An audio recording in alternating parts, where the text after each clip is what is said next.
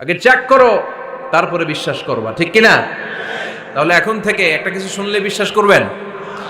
একজন এসে বলল, ভাইজান আপনার মেয়েরা দেখলাম আরেক ছেলের সাথে বাজারে ঘোরাফেরা করে, ওই রমনার বটমূলে দেখলাম আপনার মেয়ে আরেক ছেলেরে নিয়ে ফষ্টি নষ্টি করে, লোকের কথা বিশ্বাস করে বাসায় যে মেয়ের চুলের মধ্যে ধরে মাইর, আইজো মায়ের কাইলো মাইর।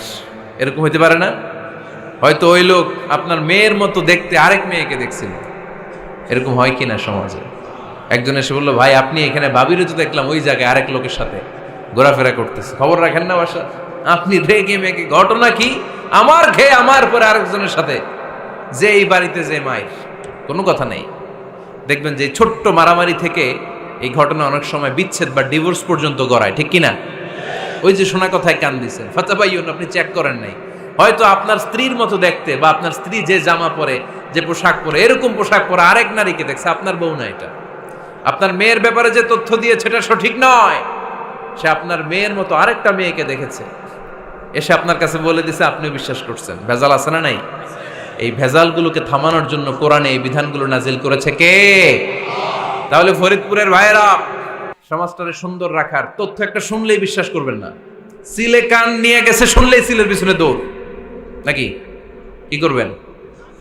আগে কানে হাত দিয়ে একটু দেখবো কান দুইটা আছে না নাই, তারপরে চিলের পিছনে দৌড়ানো। তাহলে এখন থেকে আমরা তথ্য একটা শুনলেই বিশ্বাস করব। তাহলে কি করবেন? বলতে হবে কি করবেন? যাচাই বাছাই, জাস্টিফিকেশন অফ দ্য নিউজ। কোন নিউজ জাস্টিফিকেশন ছাড়া আমরা প্রচার করব, বিশ্বাস করব, শেয়ার করব না।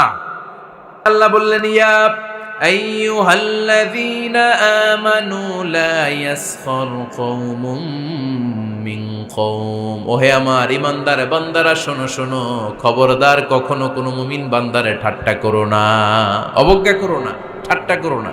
তার মনে কষ্ট হয় এমন কোনো কথা তারে বলো না। Never scoff of anybody. কাউকে নিয়ে ঠাট্টা করবেন না, তার দেহ নিয়ে, তার আকৃতি নিয়ে, তার বংশ নিয়ে।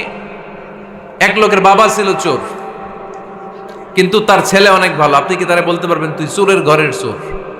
বলতে পারবেন? চুরি করছে বাবা, ওর কি দোষ?